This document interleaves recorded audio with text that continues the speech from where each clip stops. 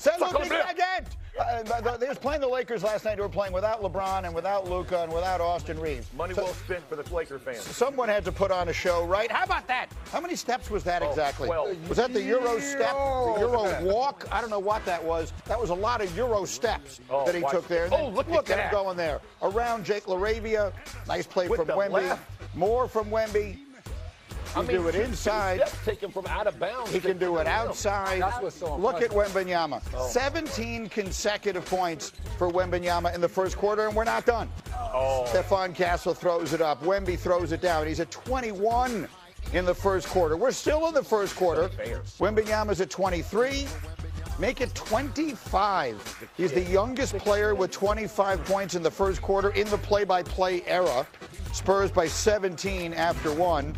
The Lakers would put up no resistance. De'Aaron Fox, understanding the assignment. Don't lay it in. Throw it off the glass. Oh, yes. Wemby up to 29 points and counting. Later in the quarter, Spurs by 23. Wemby, left hand. Throwing it down, up to 33 points. Half a minute to play in the first half. Spurs by 28. Still more. It's crazy. Wembanyama, 37 in the first half. As he goes up and gets it, barely needs to leave his feet. Third quarter now, the Spurs lead is 29. Wemby from three. He would score 40 points and add 12 rebounds despite coming out in the middle of the third quarter and not playing in the fourth. They would win it 136 to 108. Wembanyama, 40 points in 26 minutes. His second game with 40 points in under 30 minutes played. That's already tied for the third most such games in over 70 years. Remember, he's only in his third season. And, Wendy, what did you remind us of, Brian Windhorst and Monica McNutt? What did you remind us of Wembanyama again in his third season, following in the footsteps of some of the great big men in the history of the sport in San Antonio? Yeah, I mean, I know the game was a little different in terms of speed of play when Duncan played, but he's got more 40-point games now than Tim Duncan had in his, 18 seasons with the Spurs. So that's fascinating. And, you often hear so-and-so can't guard me. No, literally, they couldn't guard him. There was no possible way. The Victor could have had as many points as he wanted in this game. I'm sure he would have loved to stayed out there more and put up more, but they have a back-to-back. In fact, they're on ESPN tonight at the Warriors. They wanted to protect him for this game. And look, San Antonio is a fascinating team. They have a couple of flaws. They were one of three teams at the deadline that did not improve their roster. They could have used some shooting. They want to play for the long haul, and they want to let this team develop. That said, when you have a player like this who can overwhelm your entire defense in a one-off setting, anything is possible, and he displayed all of his offensive skill in the 26 minutes he graced the court last night. What are the right things to say about this Spurs team, Monica? I mean, the West is typically loaded. You got OKC, you got Denver, and a few other places that you might look, but there's nothing quite as tantalizing, I guess, as the possibilities of what San Antonio could be. But here's, to me, Greeny, Wemby is the centerpiece, and it is fascinating. The things that he can do, we have not seen anyone of his size be able to do effectively. But around him, there's also quality guard play. There's Keldon Johnson. I mean, Stephon Castle. Like, we could go down the list, De'Aaron Fox. And they have, when they're playing their best basketball, we've all been fascinated with the matchup with the Thunder in particular this season, but they have the ability to make you feel them on both sides of the basketball. And so, yes, Wemby is the centerpiece, and he immediately raises the ceiling for this Spurs squad.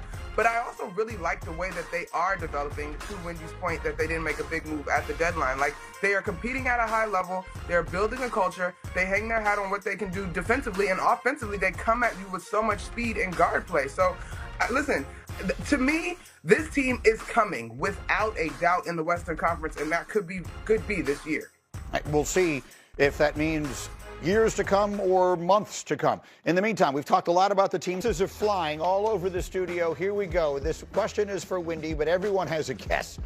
So Jason Tatum, who we're going to talk about in a second, recorded his sixth postseason, averaging 25 points a game last year. That broke the Celtics record. Who had the record prior to that? Windman.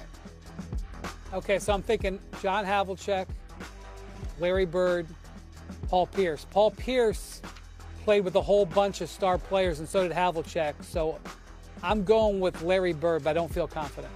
Larry Bird had 4. The answer was Havlicek with 5. The answer is always, I've said this before, I'll say it again. I would have got it. The answer is always Havlicek. But people always forget John Havlicek. He is the least remembered immortal of all time. Hembo and I did a whole book writing about John Havlicek. The answer is always John Havlicek. I'll tell you who he was later, Jeff. Later you and I will have a conversation. Not a clue. At one point in the break, Jeff turned to me and goes, it's got to be Bird, right? Got to be Bird.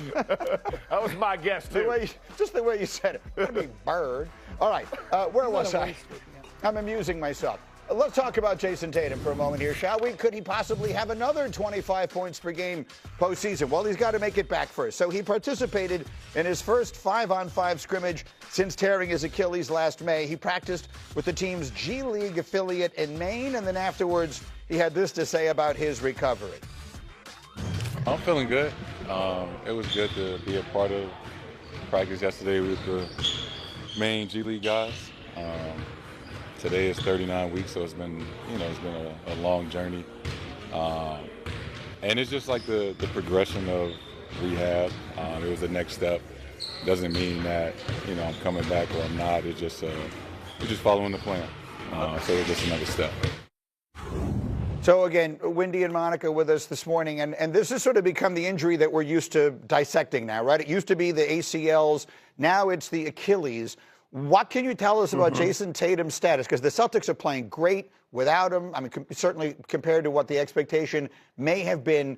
What can you tell us, Wendy, about his potential return? Yes, let's pay attention to actions over words here. The Celtics, as you can imagine, are going to put no verbal pressure on Jason Tatum. They are not going to go anywhere near a timeline. You are not going to hear them say, oh, we can't wait for him to come back. If he comes back, this or this. They're not going to say anything because that's the last thing that they want to do, okay? And the same thing with Tatum. He's out there. 9 months is tomorrow. 9 months is tomorrow. It's tremendous. He's back on the court playing 5-on-5.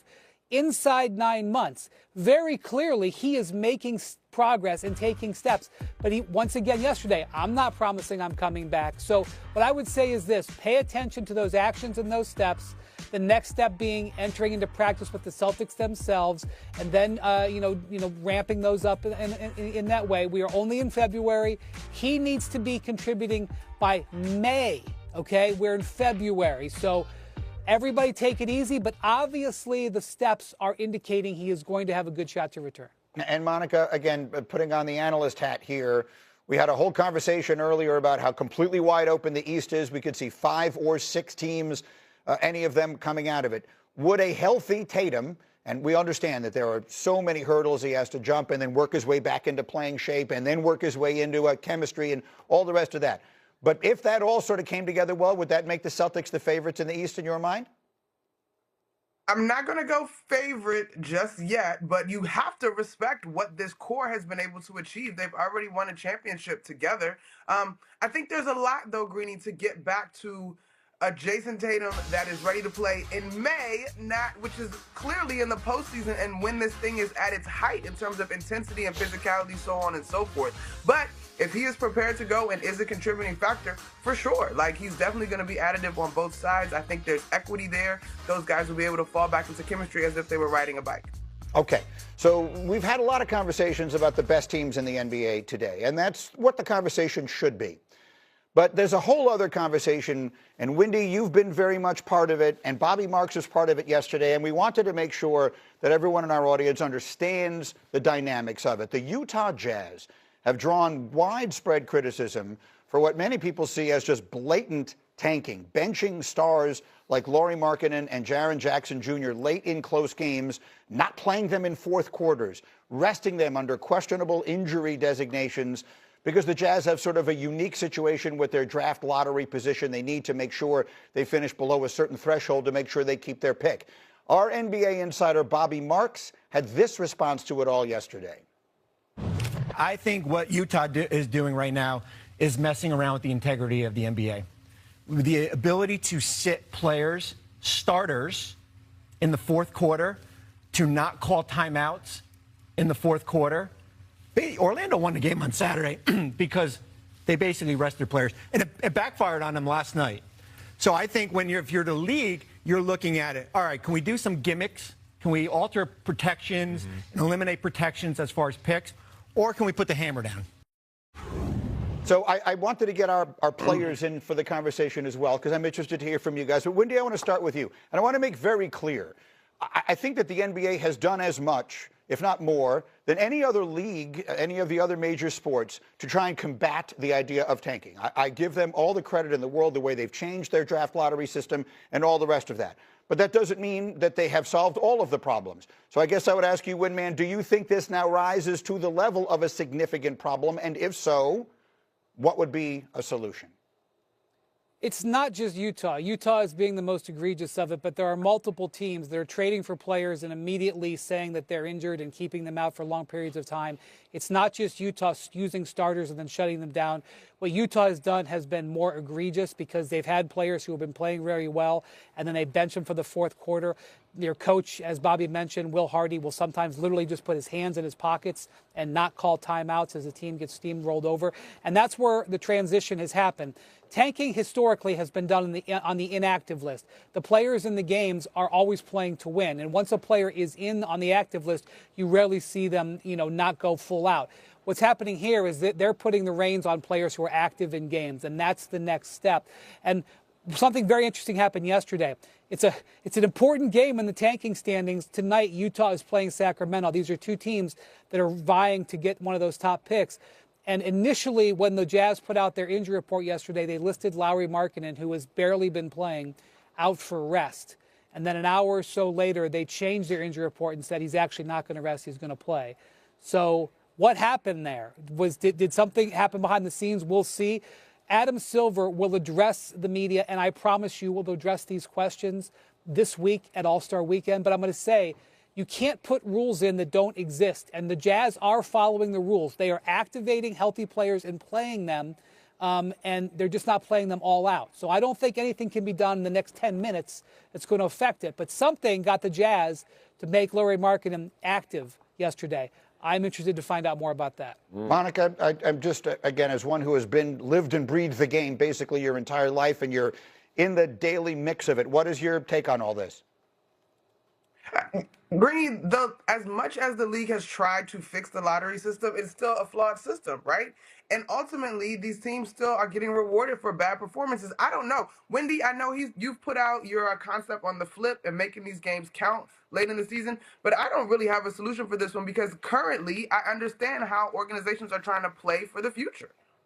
So I've said it a million times. I've been saying this going back to my days on Mike and Mike, that whenever you incentivize losing, you are breeding a problem. The moment that there is a benefit to losing, it has always been my position, and I understand this is easy to say and maybe not so easy to do, but in every single game, it should be in everyone's best interest to win. You have to figure out a way to do that. Once you remove that from the equation, this starts to creep in, and it has become a problem everywhere. This is getting more attention right now because I think Wendy used exactly the right word, egregious. I wanted to hear from players. J-Mac, you were telling me this morning you were on a winless NFL team. Yeah, in 2017, being a part of the Cleveland Browns. I remember in the course of the offseason, we had a linebacker in DeMario Davis who was still playing, who we traded. And we also cut Joe Hayden in the preseason. We made moves that were meant for the future. We got rid of good players to gain cap space and to gain draft capital to be able to win later on down the line. The difference with that tanking was we just maybe weren't keeping the best players in-house, but once we got ready during the course of a week to go win a football game or to go compete in a football game, we went out there with what was the best within the locker room. I think what's different in the NFL is you don't have the guaranteed contracts. And, Jeff, you said that before, where now if I'm a veteran on a team, you're not going to tell me in the fourth quarter I'm not going to play. Because the one thing I knew when I was in Cleveland, you're going to be one of the worst teams. I promise you, this entire roster is going to change. So I need to be in the game in the fourth quarter to prove to 31 other teams that, hey, I'm still a viable option and I can still play. Yeah, the moments matter in sports, and you never worry about how a player, use basketball in the first quarter. When in the fourth quarter, when it's all on the line, what is his performance? No different than us in football, right? As the moments increase and the intensity and urgency matters, you want to see what that player has in that moment. And so to win these points, it's very difficult because this isn't players. Like these players, when they're out there are performing, they're not getting an opportunity. That goes from management and coaching.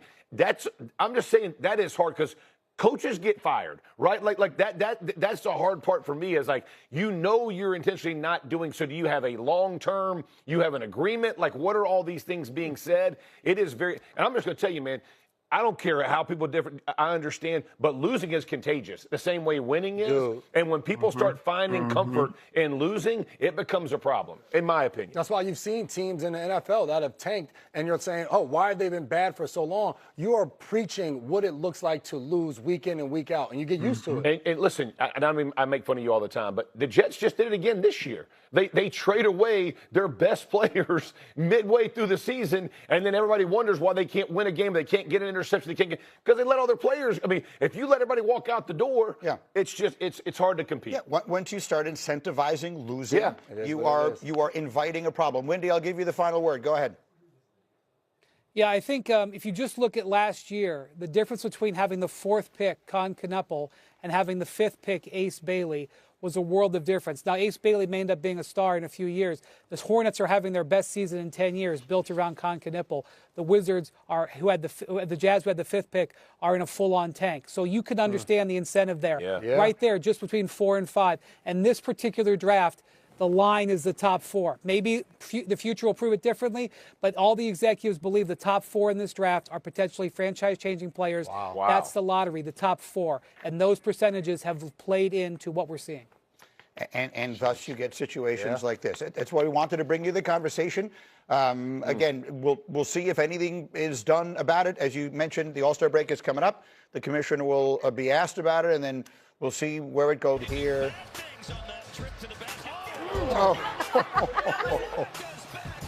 On Dylan Brooks. Then he throws it down. Flag would finish. On Dylan Brooks, too. That makes it a little bit better. Flag finished with 27 points and a Dylan loss. got out the way, though. Brooks, he left late. He got to get out earlier. That kid is good. Meanwhile, let me show you what happened last night at the Garden. Pacers and Knicks last night.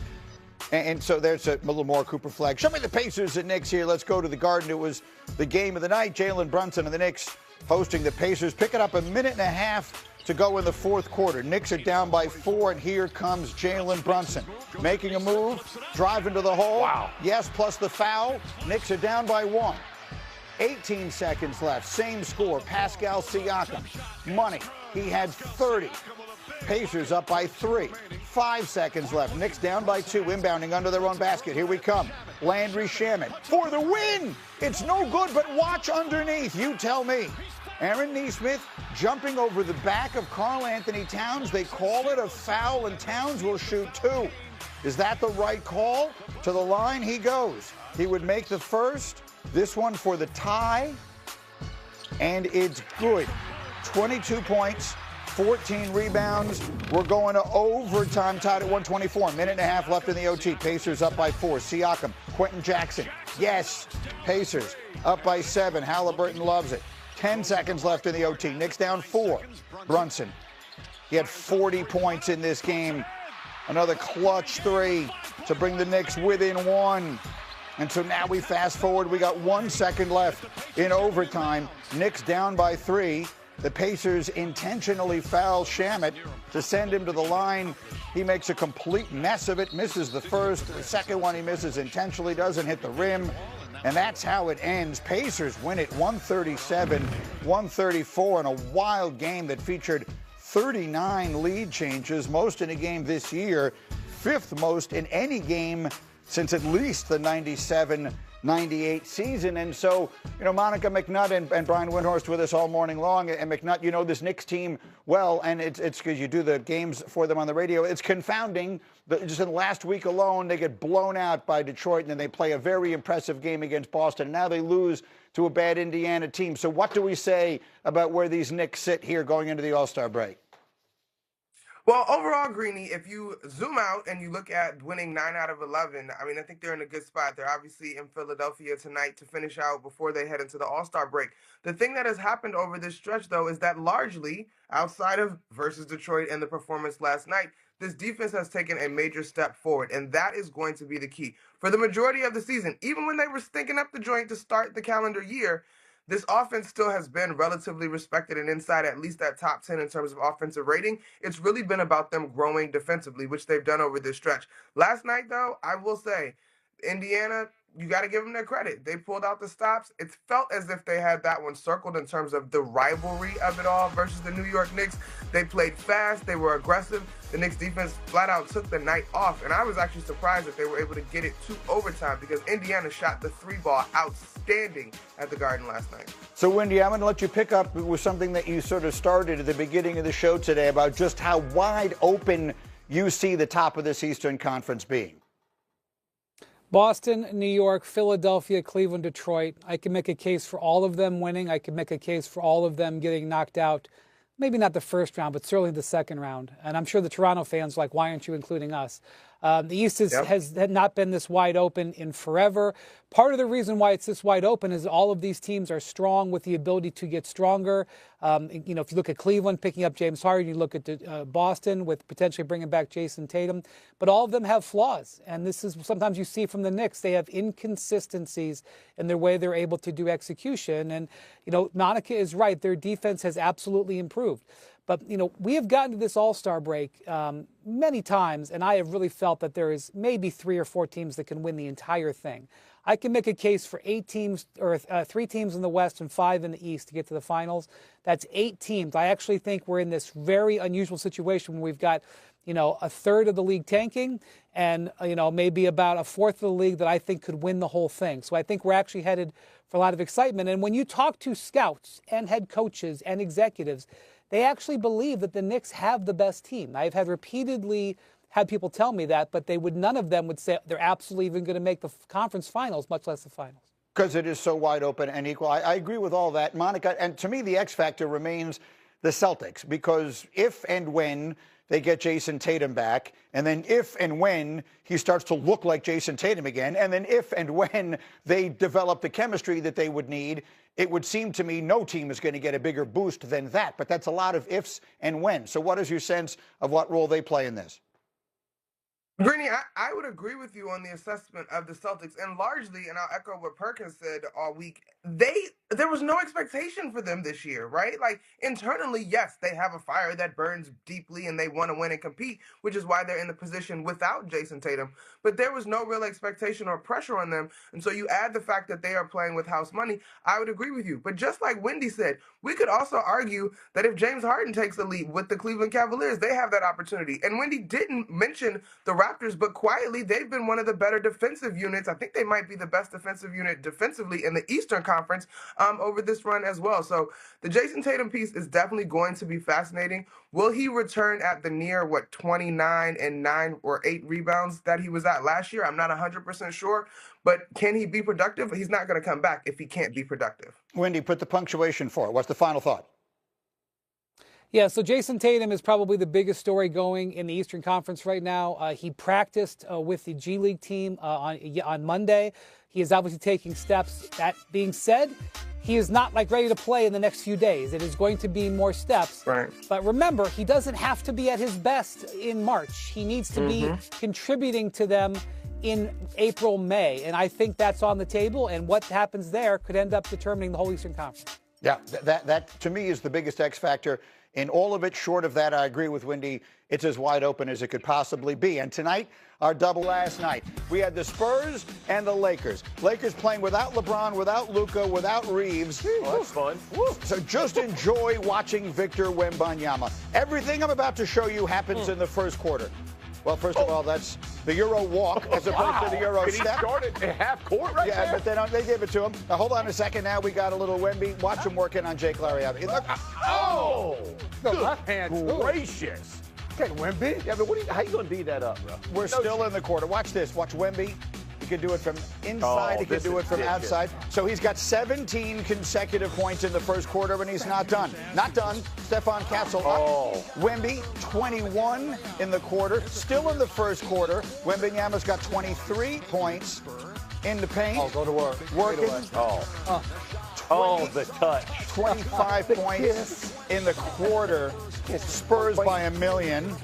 Stay with it. Roll, J-Mac. Second quarter, Spurs up 25. De'Aaron Fox understands the assignment. Oh. Don't lay it in. Oh! Don't do him like that. Wemby to 29. Later in the quarter, watch the left hand. Oh, I mean, you literally have no At chance. least the Lakers fans got a good show, though. Yeah, that's what they deserve. Dylan Harper throws it up. Wembenyama throws it down. He's got 37 in the first half. Yeah, Spurs up 39. Third quarter, the 29-point lead. Wembenyama, Finished him. Oh, 40 points, 12 rebounds. He barely played in the third quarter. He didn't play in the fourth quarter. He scored 40 points in 26 minutes. he didn't sweat. It was his second game with 40 points in under 30 minutes played, already tied for the third most such games in the last 70 years.